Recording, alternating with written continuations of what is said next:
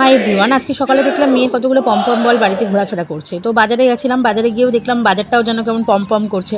সেই কথা মতো মাথায় চলে আসলো, আচ্ছা তাহলে বাজার থেকে একটু কয়েকটা পমপম ধরে নিয়ে যাই, তাহলে বাড়িটাও যেন একটু গম গম করবে। সেই কথা মতো পমপম নিয়ে চলে আসলাম, এনে কেটে ধুয়ে নুন হলুদ মাখিয়ে নিলাম, তার সাথে দিয়েছিলাম কয়েক ফোঁটা লেবুর রস, যেহেতু পমফ্রেট মাছের গায়ে একটু আষ্টে গন্ধ থাকে।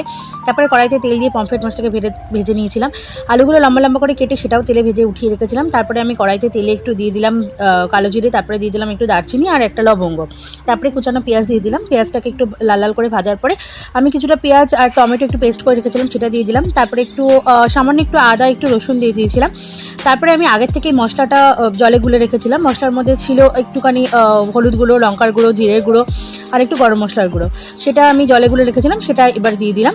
এরপর দেওয়ার পরে একটু নাড়ানাড়ি করলাম। তারপরে এই কড়াইতে যখন তেলটা একটু ছেড়ে ছেড়ে আসবে মশলার তেলটা, তারপরে দিয়ে দিলাম নুনের সাথে দিয়ে দিলাম একটা কাঁচা লঙ্কা, কারণ কাঁচা লঙ্কা আমি অল্পই দিয়েছি যেহেতু আমার মেয়ে খেতে পারবে। তারপরে দিয়ে দিলাম লম্বা লম্বা ভেজে রাখা আলুটা। এরপরে দিয়ে দিলাম, ভালো করে কষানোর পর দিয়ে দিলাম জল, পরিমাণ মতো জলটা দিয়ে দিলাম। আমাকে একটু বেশি ঝোল করতে হয়েছিল, কারণ আমার মেয়ে খাবে, তাই জন্য বেশি কষাও খেতে পারে না।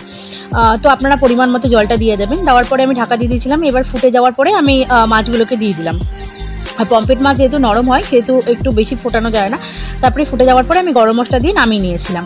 কিন্তু দারুণ হয়েছিল, কিন্তু খেতে খুব সুন্দর দেখতেও হয়েছিল আর দারুণ হয়েছিল।